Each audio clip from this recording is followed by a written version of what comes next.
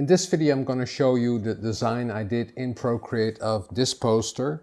This is the Dutch version, Hippo The Stonecutter, and the English version, and it's now available on RedBubble, is Horus Hippo The Stonecutter. Welcome to Stayf Doodles. I'm Stayf and the Dutch artist, and I've made all the designs of these posters because it's part of the history of Horus Hippo, and that's a fictive story which is part of the epic World of What If. And the first volume is now out and available on Amazon, and I'll leave a link below this video. It's called Horus Hippo Returns. This poster has an interesting backstory. Originally I made a book of it when I published a series of small comics called Kwap and the Klassiekers, Horus Hippo and the Classics. This series I made in 1998, sort of a hiatus between Horus Hippo of the Silver Screen and Horus Hippo and the Retro Flash. I made that series when I was figuring out the basics of the world of What If.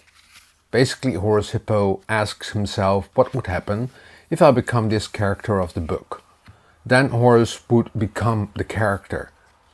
I made renditions of classic books like A Christmas Carol, Gulliver's Travels, Baron von Munchausen, and finally The Stonecutter. The Stonecutter is an Eastern myth. The story is about a stonecutter who is tired of working as a poor man. He marvels at the riches of a rich man and wishes to be a rich man. A mysterious mountain goat grants his wish. The stonecutter becomes a rich man. Each time the stonecutter wishes to be someone else. The story ends with him being a stonecutter again.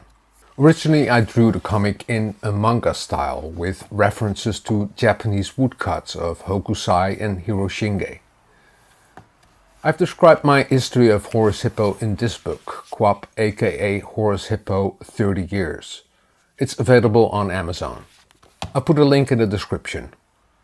Because I had already drawn the comic in manga style, I was inspired by the book The Complete Hokusai Manga Sketchbooks. It's one of the first mangas. I delved further into the Japanese woodcuts by Hokusai and Hiroshinge. In 2006 I decided to make an animation of the story in a Japanese woodcut style. Horus Hippo's design didn't fit the style, so I decided to make a new design that would fit better. I drew some storyboards and animated the opening scene of the film, based on the transition of Horus being pulled into the book from the story. I wasn't satisfied with the result and let the project rest. In 2008 I visited Wilbert Pleinaar in Glendale, who was then working as a storyboard artist at Walt Disney Animation. I showed him my storyboards and he told me that a hippo in Japan was a strange combination. The setup was wrong. After my visit to Glendale I was waiting for the train to San Diego. The train was an hour late and I was standing at an abandoned station. It was one of the hottest days of the summer. Probably because of the heat, I got the idea to change the location of Kwapsan the Stonecutter to Egypt. I developed the idea further and made a new draft. I used that idea to create a design of this poster, like it was made in 1927 by my grandfather. For this design I created a circle in the middle, where all of the different iterations of Horus would be placed.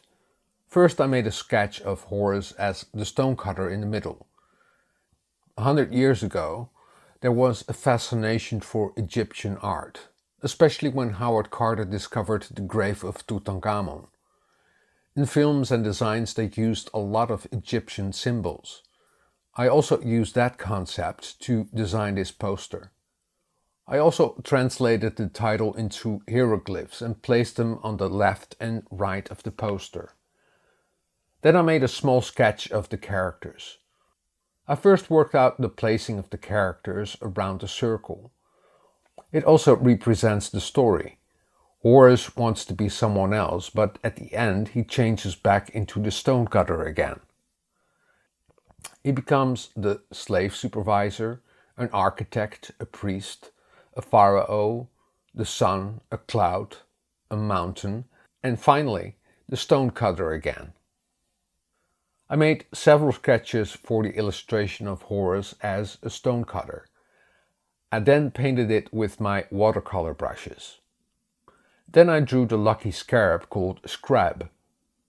For the fairy dust trail I first drew a guide and then inked the trail. After I finished the design in Procreate, I exported it as a PSD file and opened it in Photoshop. There I changed the titles into the Dutch and English version. I wanted the poster to have gold embossing. I applied the filter Bevel and Emboss to achieve this effect. The poster is available on my RedBubble as a poster and on other products. I'll leave a link below this video. I hope you enjoyed this video, and if you like it, please give it a thumbs up.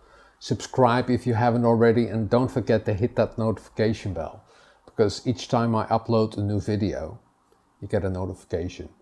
Drawing is fun, and practice makes perfect. See you next time. Doodles!